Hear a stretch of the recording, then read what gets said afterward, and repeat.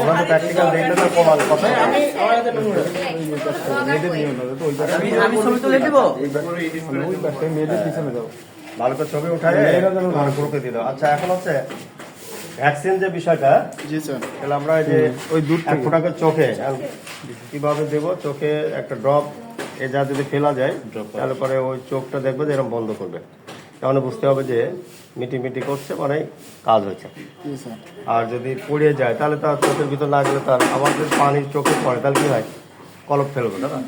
তো এইরকম আর কি। এখন আমরা ড্রপ হলে পরে ড্রপ করে দিয়ে দিলে হয়ে গেল এক ড্রপ, তাই তো ঠিক হয়ে গেল। আচ্ছা এখন হচ্ছে তোমার অন্য ভ্যাকসিন যেটা বড় বয়স হয়ে গেলে পর আমরা পক্স দেবো। পক্স হচ্ছে পাখা খাও ধরো।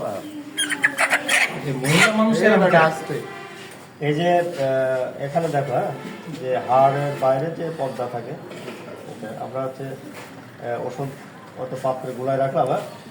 ওষুধের ডুবাইলাম এখানে 1 2 3 এবং ডুবাইলাম 1 2 3। হ্যাঁ ওটা বেরোবে, সমস্যা নেই। এটা ছোট ছোট দেখো ইয়ে আছে, শিরা আছে, এগুলো আবার দিলে রক্ত বেরো, তো সমস্যা নেই।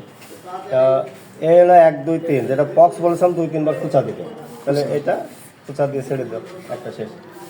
এই যে গেল, এটা পক্স গেল। ড্রপ আকারে তো রানীক্ষেত গাম্বো দুটো ড্রপ আকারে যাবে, আর বাদ বাকি খাওয়াই দিতে পারে, ভালো লাগে। আচ্ছা এটা গেল পক্স। তাহলে আর থাকলো কি বড় রানীক্ষেত, বড় রানের মাংস দিতে বলছি। আচ্ছা ধরো ধরো ধরো, এটা পাওটা হচ্ছে মুরগি একটা করে ধরবা, এই যে পাও চাপ দিয়ে ধরবা, এই যে এই পাশে তো মাংস চলে আসছে। তাহলে আমরা ওষুধটা গুলানো থাকলো, রেডি থাকলো, ধরো এই যে ওটা সব দেখতে পাচ্ছে। তাহলে এই যে হাড়, এরকম চাপ দিয়ে ধরবা, এই যে চাপ দিয়ে ধরলে পরে মাংস এই পাশে চলে আসলো, এই হাতে লাগবে। এই তাহলে আমরা এখানে পানি দিলে ভয় তো নাই। আচ্ছা এই দিলাম দিয়ে, হ্যাঁ শেষ। তাহলে রানের মাংস গেল। এবার হচ্ছে বুকের যে চামড়া নিচে বসলাম, এই যে বুকের চামড়া, চামড়া পাখার নিচে না, বুকের চামড়া, এই যে তাহলে লুজ হচ্ছে এটা লুজ, তাই না? খারাপ ওষুধ দিয়েন না, খারাপ দিলাম। হ্যাঁ দিচ্ছি 1 মিনিট দিলে, দইলে দিলাম, ছেড়ে দিলাম।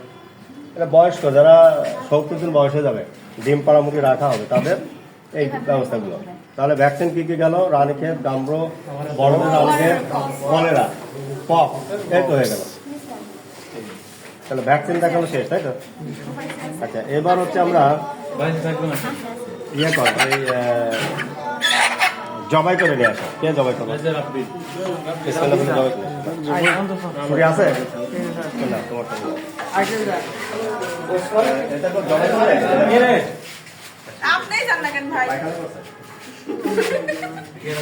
জবাই করার পরে